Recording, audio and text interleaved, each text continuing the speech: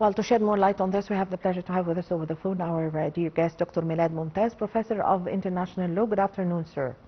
Good afternoon, ma'am.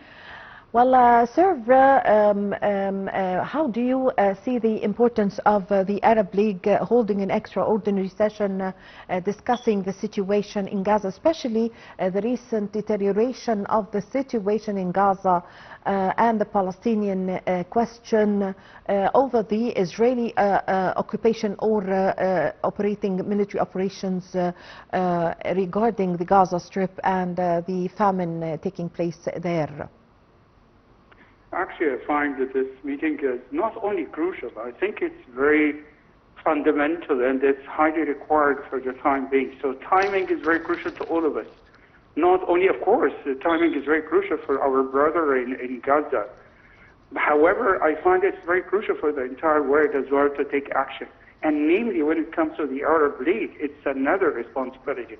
The Arab League, has been trying actually to take action towards this.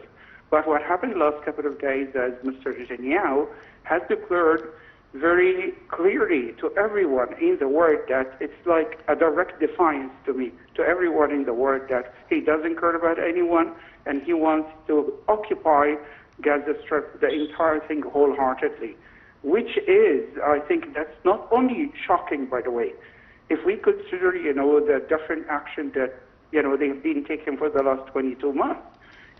When he declares something like this, it's not shocking. However, it's very confrontational to the entire world, because it's like saying to the entire world, we don't care about the world, we don't care about what you see. And let me actually give you a simple example. A couple of days ago, the Speaker of the House of Representatives in the United States of America visited the West Bank. I'm not talking about Gaza, I'm talking about only the West Bank.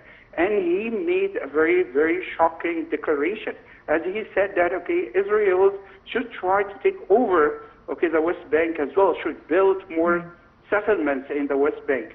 And when they asked him about the word and the word used and reaction towards, he said very clearly that, let the word talk about this. You're going to do this anyways. So I think that's the same mentality of Mr. Netanyahu. He wants to do everything, he wants to take whatever actions he wishes to do, and not to be held responsible for his actions. And this is something that's been there for the last 22 months now, and the world hasn't taken any action. I think the Arab League now, with this extraordinary meeting, wants to actually send out a very clear message to the whole world that we are done with this, we have had enough of this kind of attitude, that negative, hostile attitude of Israel, and we need to take action we need to reach actually some sort of a stop. We need to hold this, all of this. Yes. A ceasefire is highly required. Yes, Dr. Momtaz, the timing of this announcement by the Israeli side regarding the reoccupation of Gaza Strip in a time where the French President Emmanuel Macron have announced that France is going to,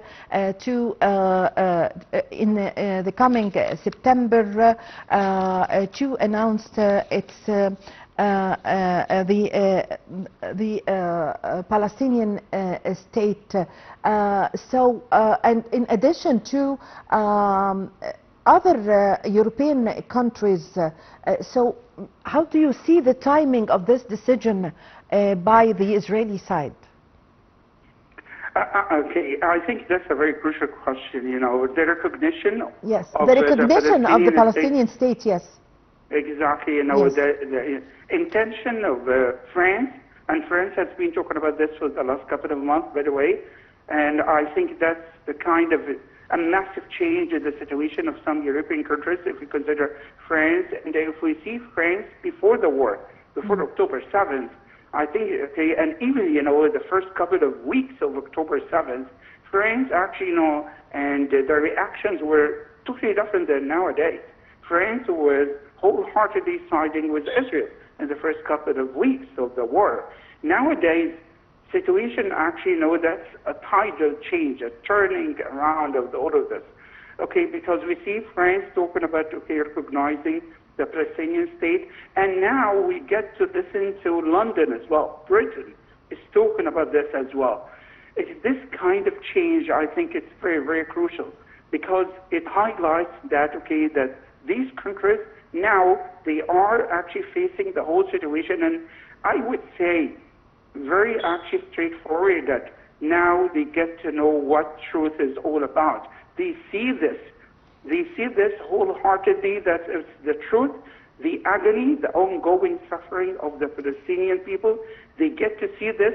They get to see actually, the very negative attitude of Tel Aviv regarding all of this, because they don't care, as I said earlier, about, the situation in Gaza, but the Palestinian people. So, and on the other hand, okay, let me actually put it straightforwardly as well, that they see, the situation actually of Washington, D.C., of the United States of America, on the other hand, not wanting to take any action to stop all of this. So I think the Arab League and, European countries, as you said, that France or Britain or even Germany, we get to listen actually to hear some positive news coming from Berlin as well. So I think Europe is changing.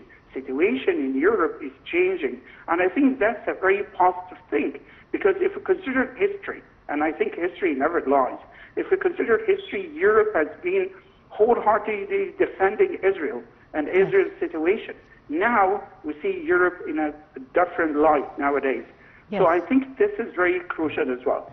Yes. Dr.